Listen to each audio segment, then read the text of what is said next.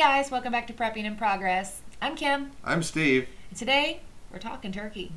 Talking turkey? We shouldn't really do that, but no, in the sense of we're talking turkey, I meant in the sense of over Thanksgiving dinner, we've been talking prepping with the fam. So we're going to get into what it is to, say, talk turkey. With the family? Over turkey. About prepping. About prepping. So stay with us.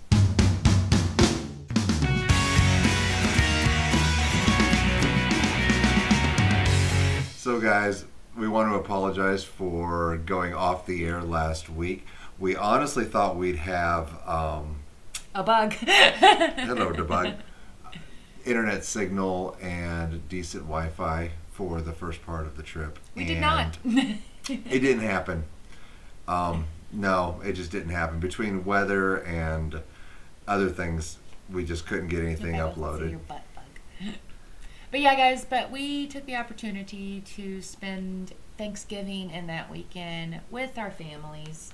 And I hope y'all got to do that as well and really got a chance to see friends, see family, and interact. And I wanted to kind of almost do a after-action report of Thanksgiving and a prediction, I guess, to Christmas. And so that's just right around the corner. Just a couple weeks left of shopping season, right?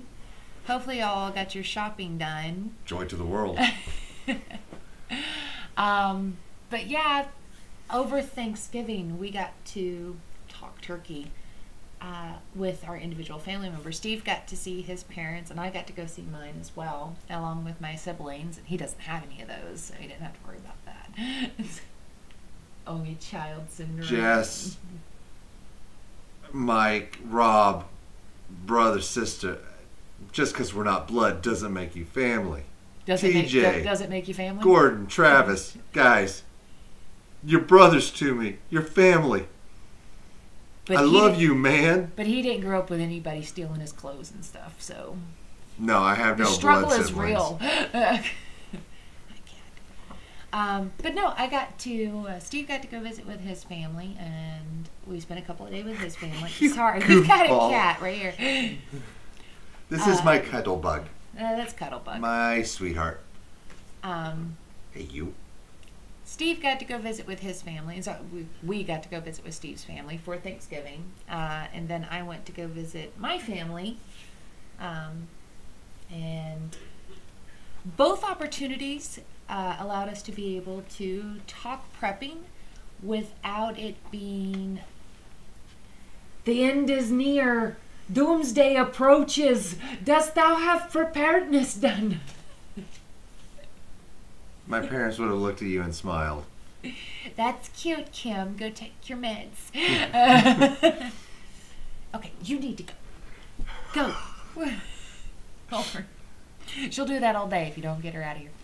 But no, I wanted to see if anybody else uses the opportunity of family get-togethers, such as Thanksgiving and Christmas, which is approaching, to talk to your family members about prepping.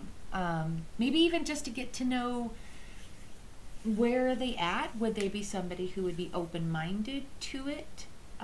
Would they be somebody that you would really want on your team? Maybe you've got a cousin that is an amazing electrician that might be somebody to tap into. You may have an uncle who is a doctor and or a dentist or something like that, or an EMT or a nurse. I lucked out. I've got nurses in my families. I've got skilled workers, truck drivers, welders. I even found out I've got somebody who is buying a plane, and I'm like, hello, friend. And I wouldn't have known that if I hadn't got to talking about it over Christmas and just making polite conversation, talking to them and just going, so they're doing this, they're doing that. I wonder if they're into preparedness. And so I just broached the subject about, it doesn't have to be the end of the world. It doesn't have to be the apocalypse. I got into a wonderful conversation with my own mother. She's more prepared than she realizes she is. And she didn't know that it was called prepping.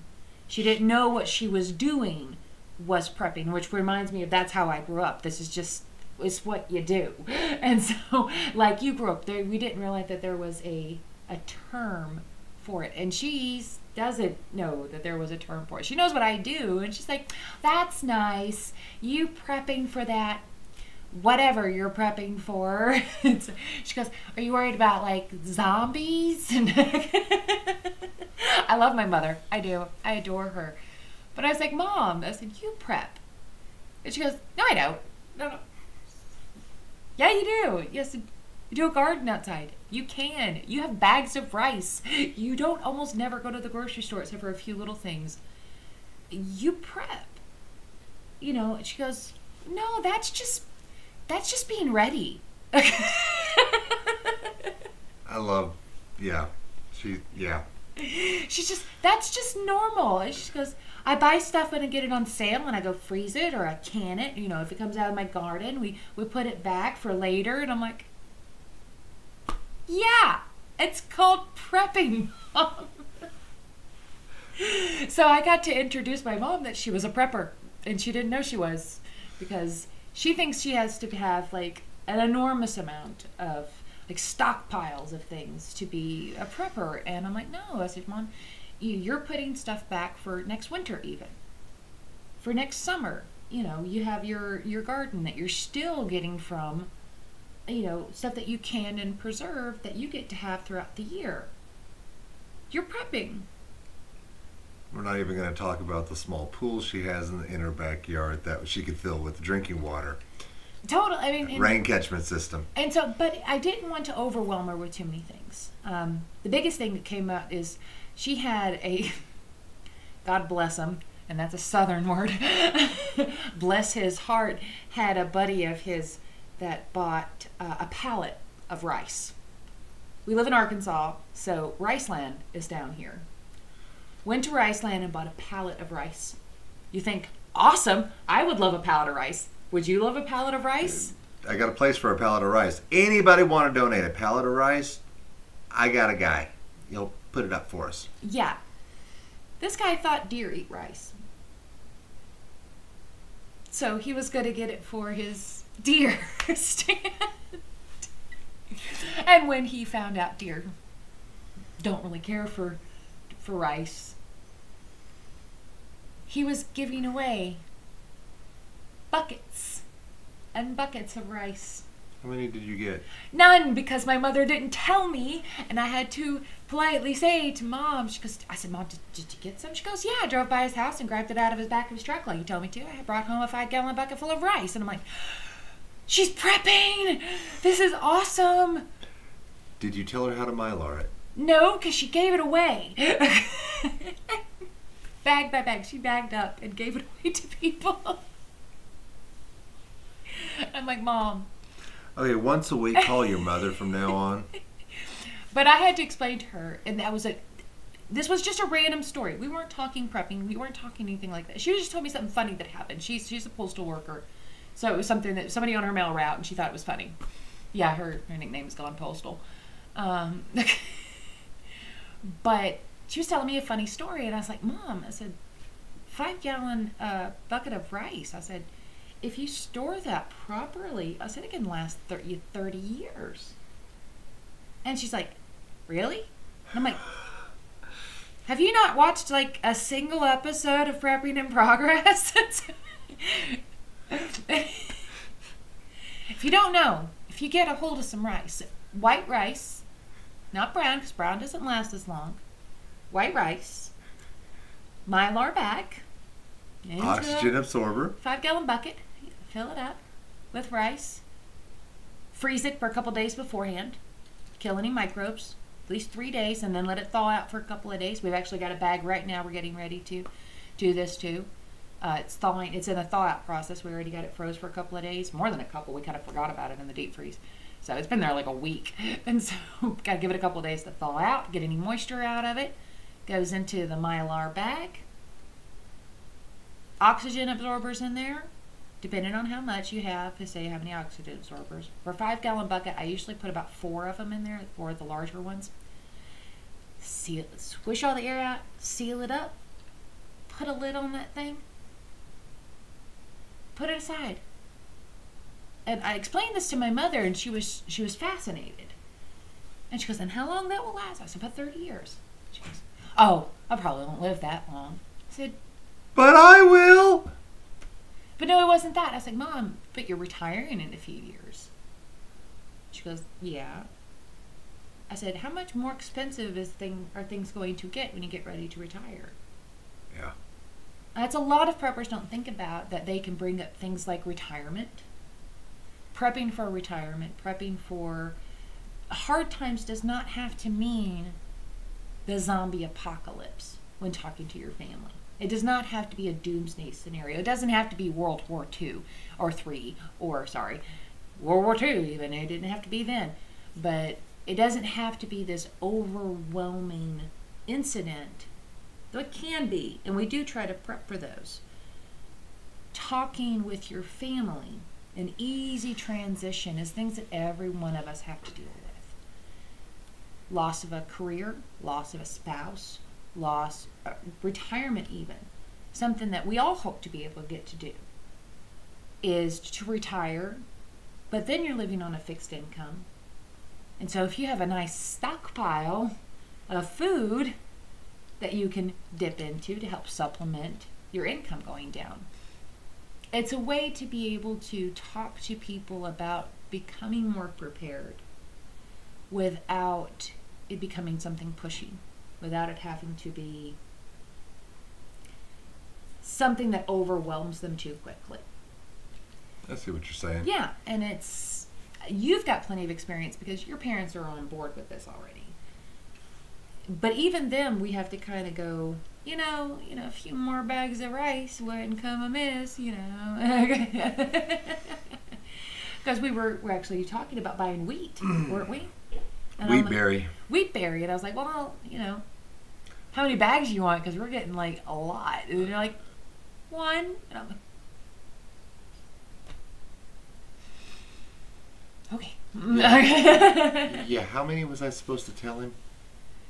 6, 7, 8, 9, 10? Up it up. They say one, I double it. And so Okay. I only make her pay for one, but they're on board.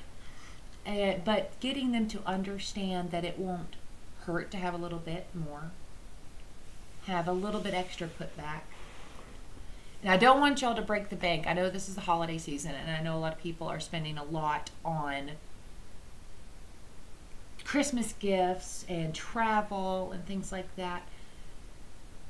But a good Christmas gift to me is a bucket of rice. An emergency. Oh, thank goodness, because the dehydrator I was getting for you fell through.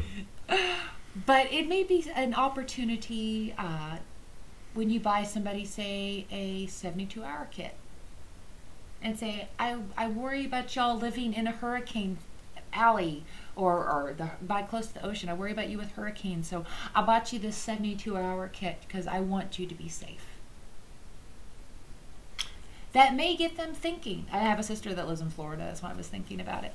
And, or I knew how that tornado devastated the town next to you a few years ago. So I bought you this bag, and it's got all kinds of stuff in there that you can keep in your storm shelter to keep yourself safe. We've bought emergency buckets as Christmas presents for friends. We actually made one. We can link that above for them. Okay, for a family. Yeah.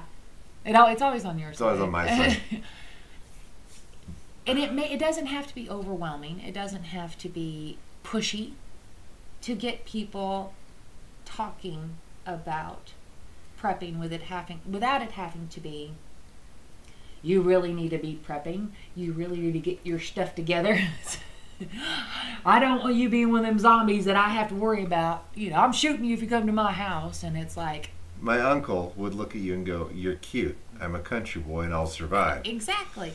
But giving him some few tips. Yeah. And truth be told, I'm trying to get him on here to show me how to find and block up a spring. Ooh, that'd be fun. Stuff like that I think is really cool. Yeah. But we're prepping, like I said, not just for us. We're prepping for family members that we hope to bring on board. that are still in the process of kind of figuring it out, seeing if they're going to be on board with it. That may be something to think about, is if you have cousin Bob over there who is a doctor, and by God, you're going to get him to come onto your compound, be preparing for cousin Bob. Say, hey, something went down. You can come stay with me. Like I said, I've got people like that in my family that I want very much for them to be with me. I know they've got their own plans if something were to happen, because I've asked. I've asked, okay, if something happens, where are you at? Where are you going? And I really hope they say my house, and they don't. Because there's few people that will say, I'm coming to your house in a disaster, and I'm like, no, you're not. No. No. You're not who I'm prepping for. But then I've got other ones that I really want to come. Like, I got a nurse, I got a pilot, I got a truck driver, I've got all these people that I'm like, come to my house. I've got food for you. I'll feed you. Come on. And they've got their own plans because they're preparedness minded without ever having to call themselves preppers. So if you're talking over Christmas dinner coming up, just get into conversations with people. It doesn't, the P word doesn't even have to get mentioned. Prepping, the P word. Proper preparation prevents poor performance. You forgot a P in there. No, I didn't. No, I didn't. That's the 6 P's, right? Versus the 7 P's. But just talking to people about things that you might be concerned about. One of my biggest one is financial. Just because we've all seen ways where it doesn't have to be a full-blown financial collapse for things to affect us. Yeah. I got to the point where I had to choose between electric and groceries.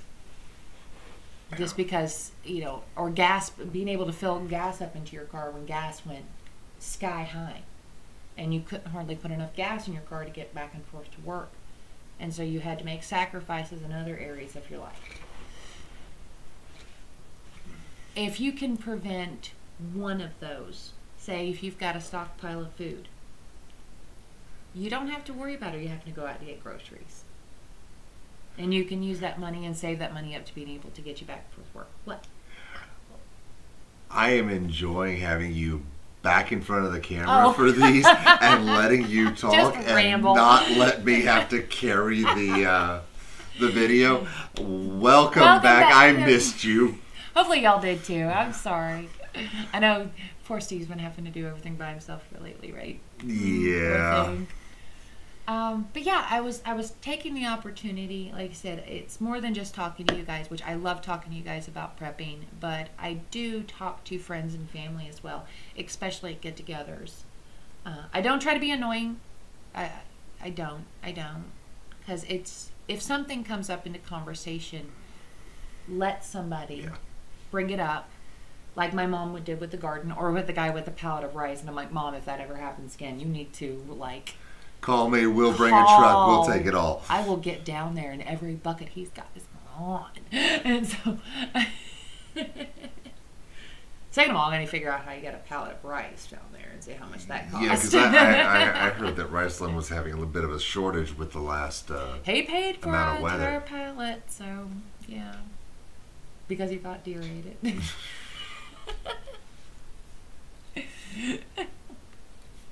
What can you do?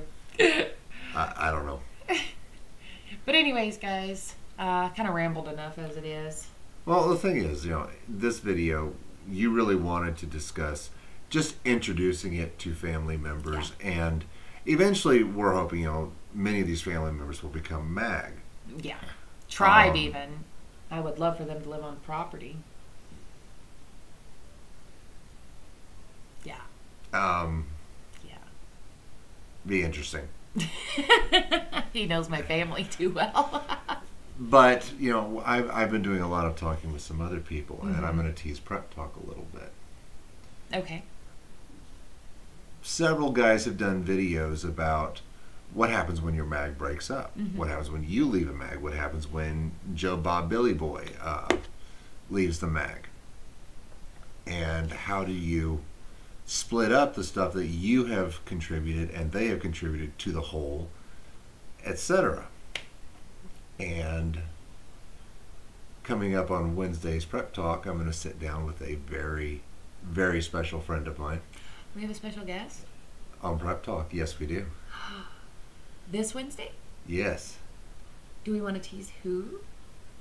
Oh, he's an Arklatexa. Does he make knife hands?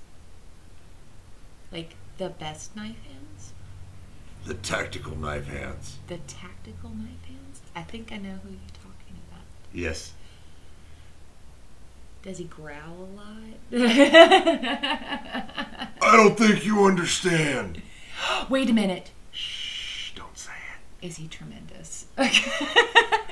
He has all the words. If y'all haven't figured out yet, y'all can make guesses in the comment section who's going to be the special guest on Prepping in Progress's Prep Talk on Wednesday. But anyways, guys, we're going to get off here, and I hope you do take the opportunity, or have taken the opportunity at your family get-togethers. Please do go visit your family for the holidays. It's worthwhile, even if we're getting together with friends as well over the holidays. Take time to build up relationships, because those could be the people that really help you through hard times the most.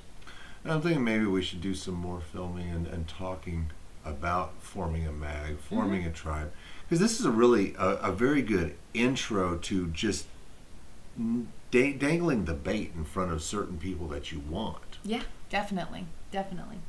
And being the person that they would want to be around as well. Yeah. All right, guys. Thanks for watching. We love you. We've missed you. And I hope you missed us too. But tell us in the comments down below who you think the Wednesday guest is. And do y'all talk to your family over prepping? Family or friends, whoever you get together with the holidays on. So. And if you have the opportunity, talk turkey about prepping with your family. Or ham or goose or what. You're not putting my radio on the dining room table. All right, guys. Thanks for watching. We'll talk to you later. All right. Bye, guys.